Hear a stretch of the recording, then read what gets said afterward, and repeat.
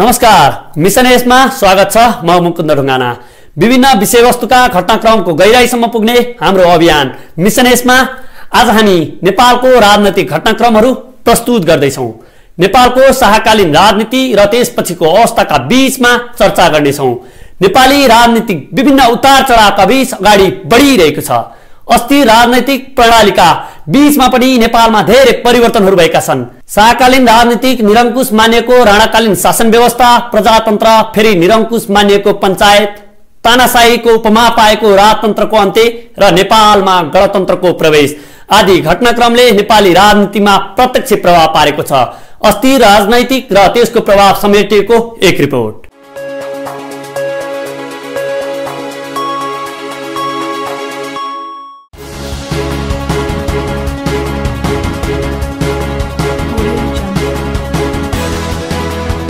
नेपालमा संविधान सभाको पहिलो बैठकले 239 वर्ष पुरानो राजतन्त्रको अन्त्य गर्दै देशलाई संघीय लोकतान्त्रिक गणतन्त्र घोषणा गरेको छ। प्रधानमन्त्री गिरिजाप्रसाद कोइरालाका तर्फबाट गृहमन्त्री कृष्णप्रसाद सिटौलाले प्रस्तुत गरेको गणतन्त्र कार्यान्वयन गर्ने प्रस्तावमाथि मतदान हुँदा पक्षमा 560 र विपक्षमा 4 मत परेको थियो। मतदानपछि सभाले राजा ज्ञानेन्द्रको परिवार र सचिवालयलाई 15 दिनभित्र दरबारबाट हट्ने निर्देशन दिएको थियो। नारायणहिटी दरबारलाई संग्रहालयको रूपमा विकास गर्ने योजना सरकारले यसअघि नै सार्वजनिक गरेको हो। संविधान सभाको बैठकको अध्यक्षता प्रधानमन्त्री कोइराला पछिका वयोवृद्ध सभासद कुलबहादुर गुरुङले गरेका थिए। नेपालको शाहवंशीय शासन सत्ता 238 वर्षपछि जनमतद्वारा खोसिएको हो। सधैँजसो पारिवारिक कचिङ्गल र षड्यन्त्रमा जेलिएको यो राजतन्त्र अब नेपालको इतिहासमा सुरक्षित बन्न पुगेको छ। 200 वर्ष अघिको राज्य विस्तारलाई पुर्खाको पौरख बखान गर्दै आफूलाई राष्ट्रिय एकताको प्रतीक ठान्ने शाही राजतन्त्र जनताबाट पराजित भएपछि समाप्त भएको हो। पृथ्वी नारायण शाहको ठूलो राज्यको सम्राट बन्ने महत्वाकांक्षाले विभाजित राज्यहरूलाई समेट्ने काम बाहेक शाह राज खानदानले नेपाललाई उल्लेखनीय कुनै पनि योगदान गरेको देखिँदैन। राजाबाट पदच्युत गरेपछि संविधान सभाले दिएको म्याद तामेल गर्दै पूर्व राजा ज्ञानेन्द्र उनलाई सरकारले सीमित समयका लागि दिएको नागार्जुन जंगलको एउटा डेरामा सरेका हुन्।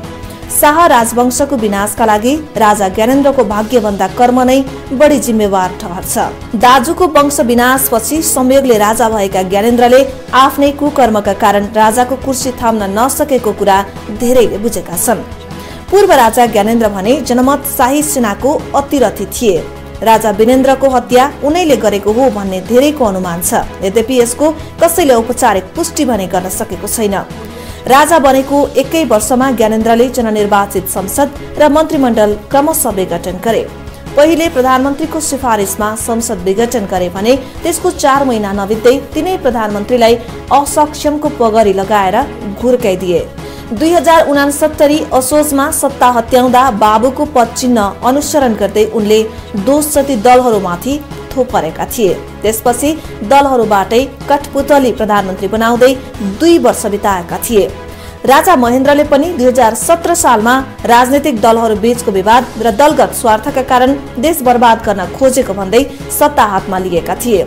2048 देखि 2058 सम्म दलहरू बीच देखिएको सत्ता लिप्सा र घिनलाग्दो राजनीतिक खेलबाट दिक्क मान्न थालेका जनताले आफूलाई साथ दिएको ठानेर एकपछि अर्को कदम उठाउँदै ज्ञानेन्द्रको महत्वाकांक्षा चुलिँदै गइरहेको थियो। दलहरूलाई कमजोर बनाइसके भन्ठान्दै 2061 माघमा उनले राज्यको साँचो नै हातमा लिएर अघोषित जङ्गी शासन लागू गरे। जनतालाई भ्रष्टाचार नियन्त्रण गर्ने छारो हाल्न पञ्चायतमा सक्रियहरूलाई उठाएर शाही आयोग निर्माण गरी राजनीतिक प्रतिशोध साध्ने काम गरे। समकालीन परिवेशको दरबारमा हुर्किएका ज्ञानेन्द्रले नेपाली जनताको बौद्धिक स्तर कहिले पनि बुझ्न नसकेको देखिन्छ। माघ 19 पछि महिनौसम्म दलहरूले गरेको आन्दोलनले नयाँ फूल फुलाउन नसकेको बुझेका राजाले स्थानीय निर्वाचनको सम्म नाटक गर्ने प्रयत्न गरे। आफ्नो वरिपरि घुमिरहने अरौटे भरौटेहरूले चाकडी गरेकै भरमा सबै नेपालीले आफूलाई समर्थन गर्छन् भन्ने उनको सोच थियो। जनताले नै बहिष्कार गरेको चुनावबाट पनि उनले पाठ सिक्न सकेनन्। दलहरूलाई जनताको समर्थन छैन भन्ने राजाको अनुमान त्यति बेला मिथ्या साबित भयो जति बेला हतियार बिसाएर माओवादी पनि शान्तिपूर्ण आन्दोलनमा आयो। ज्यानको बाजी राख्दै जनताको सागर सडकमा ओर्लियो र निरङ्कुश राजशाहीले घुँडा टेक्नु पर्यो।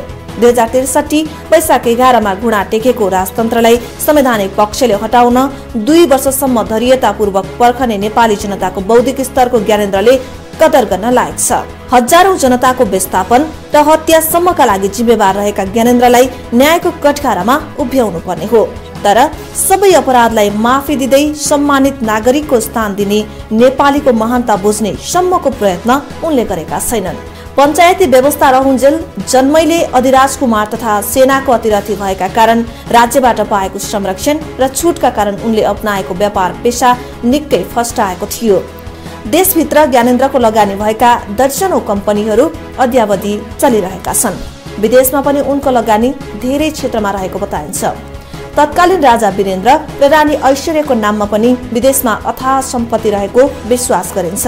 स्विस बैंक लगायतका बैंकमा रहेका त्यस्ता सम्पत्ति हत्याउन तथा देशभित्र रहेका राजपरिवारका सम्पत्तिमाथि कब्जा जमाउन ज्ञानेन्द्रले ठूलै खेल खेलेका थिए। वीरेन्द्र र उनका परिवारको नाममा रहेका देशको विभिन्न ठाउँमा रहेका ऐतिहासिक दरबार, बंगला र पार्क ज्ञानेन्द्रले आफ्नो नाममा पास्ने गरिसकेका थिए। उनी राजा भएको 5 वर्षपछि वीरेन्द्रको सम्पत्तिलाई राष्ट्रियकरण गर्ने अन्तरिम सरकारको निर्णयपछि हिसाब खोज्दा मात्रै त्यसको पोल खुलेको थियो। पछिल्ला दिनहरूमा विदेश पलायन हुने हल्ला चलाइए पनि देश नछोड्नुले उनको देशमा स्थापित हुने विचारको संकेत गर्छ। यदि जनताले अझै आफूलाई समर्थन गर्छन् भन्ने विश्वास छ भने खुल्ला राजनीतिमा प्रवेश गरेर नेपालीको मन जित्ने अवसर पनि उनलाई प्राप्त हुनेछ। ज्ञानेन्द्रलाई भविष्यमा गणतान्त्रिक नेपालको निर्वाचित राष्ट्रपति बनाउने कि नबनाउने भन्ने कुरा पनि अब नेपाली जनताले नै फैसला गर्नेछन्।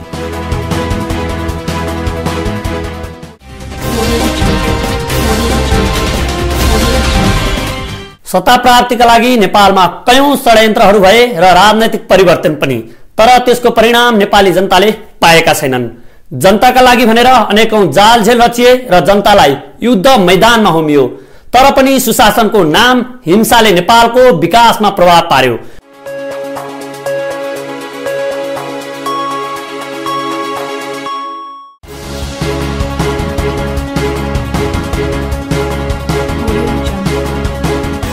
नेपालको अस्थिर राजनीतिको फाइदा उठाउँदै राजनीतिक नेतृत्वले जनतालाई झुक्याइरहेका छन्। नेपालमा जनताका लागि भनेर अनेकौं प्रकारका आन्दोलन र युद्ध भए। आन्दोलनमा जनतालाई नै होमियो, तर त्यसको उपलब्धि स्वरूप राजनैतिक नेतृत्व सत्तामा पुगे, तर नेपाली जनताको जीवनस्तरमा खासै सुधार हुन सकेको छैन। लाखौं युवा रोजगारीका लागि विदेशिनु परेको छ, तर औद्योगिक विकासको सम्भावना हुँदाहुँदै पनि विकास र रोजगारीका लागि युवाले अवसर पाउन सकेका छैनन्। नेपालमा सम्भावना नभएको होइन, तर त्यसको सही प्रयोग हुन सकिरहेको छैन। शाही शासनको सुरुवातदेखि नै अनेकौं जालझेल र षड्यन्त्रमा तानिएको नेपाली राज्य व्यवस्था त्यसपछि निरन्तर अस्थिर बन्दै गएको छ। शाही शासनलाई राणा शासनमा रूपान्तरित गर्न जङ्गबहादुर राणाले निकै ठूलो षड्यन्त्र रचे र भण्डारखाल पल्वस र कोत पर्व निम्त्याए र राज्यको शासन व्यवस्थामा आफ्नो प्रभाव जमाए। 104 वर्षे राणाकालीन शासन व्यवस्थामा पनि आफू सत्तामा पुग्न र केन्द्रीय तहमा आफ्नो प्रभाव जमाउन षड्यन्त्रका अनेकौं प्रपञ्चहरू भए। विक्रमसम्म 2007 सालमा देशमा प्रजातन्त्र आयो र राणा शासनको अन्त्य भयो। राणा शासन फ्याँक्न र प्रजातन्त्र स्थापनाका लागि राजा त्रिभुवन र नेपाली जनताले निकै ठूलो त्याग गरे। फलस्वरूप बीपी कोइराला प्रथम जननिर्वाचित प्रधानमन्त्री पनि बने। तर सत्ता महकै कारण विवाद बन्दा निरङ्कुश मानिएको पञ्चायत राजा महेन्द्रले सिर्जना गराए। राजनैतिक पार्टी र नेताहरूको प्रभाव शून्य जस्तै रह्यो। 30 सालको जनमत संग्रहले जनतामा एक किसिमको चेतनाको प्रभाव गर्यो, तर त्यसको परिणामस्वरूप 46-47 को जनआन्दोलन भयो। नेपाली शासन व्यवस्थामा केही परिवर्तनका संकेतहरू देखिए,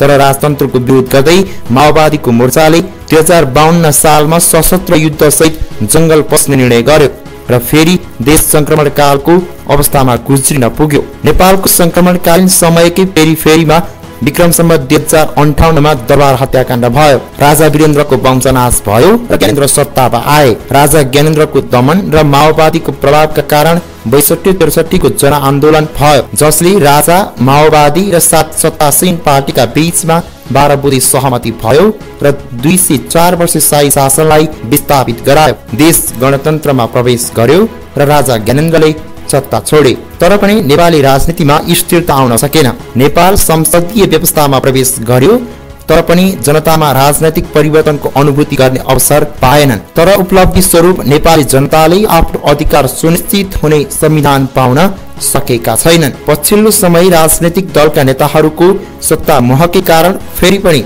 नेपाली जनताको अधिकार सुनिश्चित नहुने हो कि भन्ने आशंका पैदा भएको छ।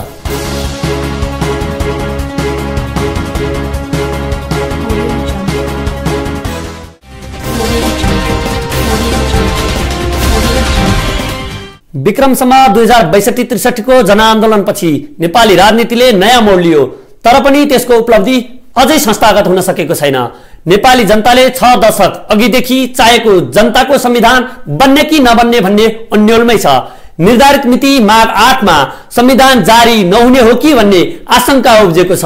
संविधान निर्माण देशको विकासका लागि दलहरूले गरेको कमिटमेन्ट र 2062-63 पछिको राजनैतिक समेटिको एक रिपोर्ट।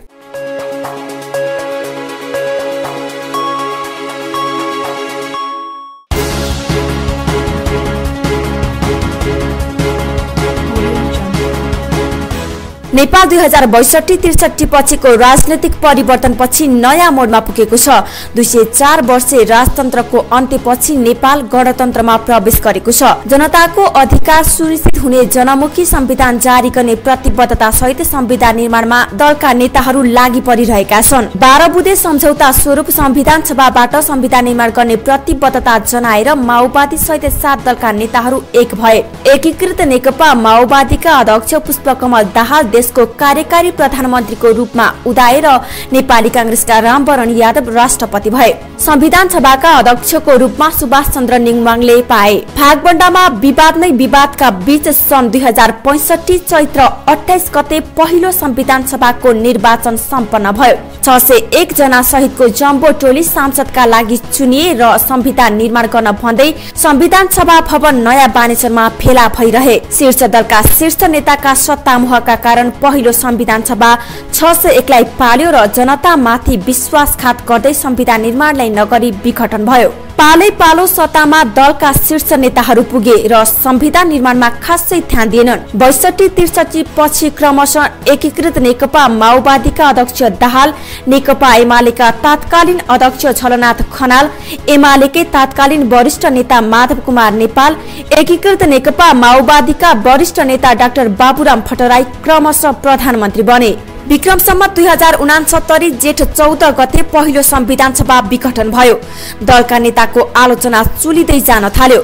संविधान सभा भन्दा बाहिर विभिन्न किसिमका बैठकहरू बस्ने र संविधान सभालाई महत्त्व नदिएको आरोप खेपिरहेका दलका नेताहरूले फेरि दोस्रो संविधान सभा जन्माउनका लागि परे। त्यही बीचमा सत्तामा को जाने भन्ने विवादले राजनैतिक दलको छवि प्रष्ट भयो र प्रशासनिक क्षेत्रबाट नेपालको पहिलो इतिहासमै पहिलो पटक प्रधान न्यायाधीश खिलराज रेग्मी अन्तरिम मन्त्री परिषदका अध्यक्ष बनेर देशको 2 शक्तिको कार्यकारी बनेर आए र 2071 मङ्सिर 4 गते संविधान सभाको निर्वाचन सम्पन्न गराएर बाहिरिएपछि नेपाली कांग्रेसका सभापति सुशील कोइराला देशको प्रधानमन्त्रीको रूपमा आए। दोस्रो संविधान सभामा नेपाली कांग्रेसले आफ्नो प्रभाव बलियो बनायो। नेकपा एमाले दोस्रो ठूलो शक्तिको रूपमा आयो भने एकीकृत नेकपा माओवादी तेस्रोमा झर्यो। नेकपा माओवादी टुक्रा टुक्रा भयो। मधेसवादी दलका नेताहरूको अस्तित्व हराएको जस्तै भयो भने कमल थापा नेतृत्वको राप्रपा नेपाल चौथो ठूलो शक्तिका रूपमा देखा पर्यो। दलका नेताहरूको अडानका कारण निर्धारित मिति माघ 8 मा संविधान जारी हुने सम्भावना टर्दै गएको स्वयं दलका शीर्ष नेताहरूले बताइरहेका छन्।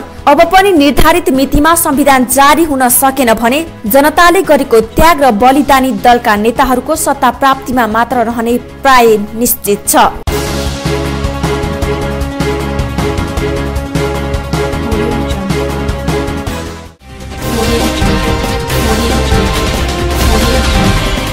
हो नेपालमा राजनैतिक स्थिरताका लागि गरेका प्रयासहरू सत्तामोहका कारण नेपाली जनताले त्यसको उपलब्धि अझै प्राप्त गर्न सकेका छैनन्। शासन व्यवस्था फेरिए पनि विकास र परिवर्तनका लागि नेपाली जनताले गरेको त्याग र बलिदानको संस्थागत हुने जनमुखी संविधान निर्धारित मितिमै आओस्। हवस् त मिसन एस आजलाई यति नै। भोलि पुनः फरक प्रस्तुतिका साथ उपस्थित हुनेछौं। नमस्ते।